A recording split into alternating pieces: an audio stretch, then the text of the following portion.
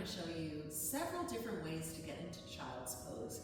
Some of these will help deepen the stretch in your hips. Some of them will stretch out your upper body a little bit more, and some are more restful. There's even a restorative pose, so let's do it. So many people know child's pose from starting in tabletop, pressing back, reaching your arms out, and that is child's pose.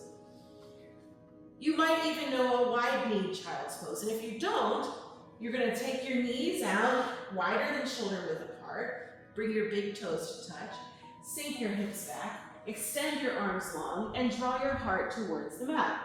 Now for some people, like me today, this doesn't feel restful or restorative or gentle. It might be really intense in your shoulders, it might be really intense in your hips. So I'm going to show you a few different ways that you can support yourself in this pose.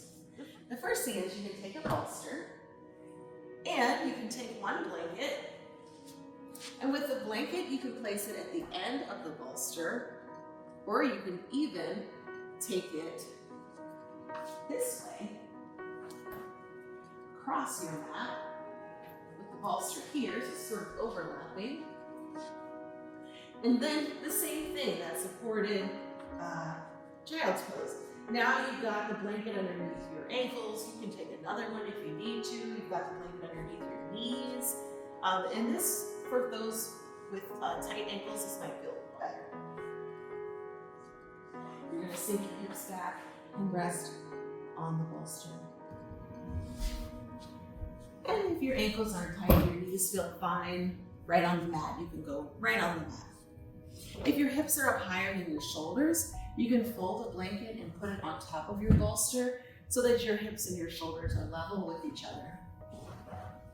All right, let's keep this blanket down for the sake of showing you some options here, but your knees are wide. You can even take your feet to point back. That's another way to modify this pose. All right, so some other options here. You can bend your elbows. You can rest your arms at your side. Now, if your heart's not really down at the mat, your hips are really tight, it might not feel good on your neck, on your head. So you might not want that option. Another option is to take blocks underneath your hands.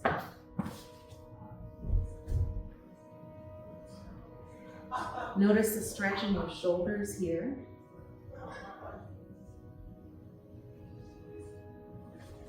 If you don't have blocks, you can take your hands to the floor, the mat, tensing your fingertips. You can also bring your palms to touch, bend your elbows, hands come behind your head. You can walk your elbows forward, getting into your triceps.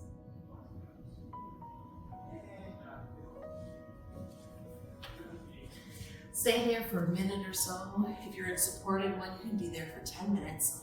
And let me know if it works out for you. Let me know what you think. Until next time, be well.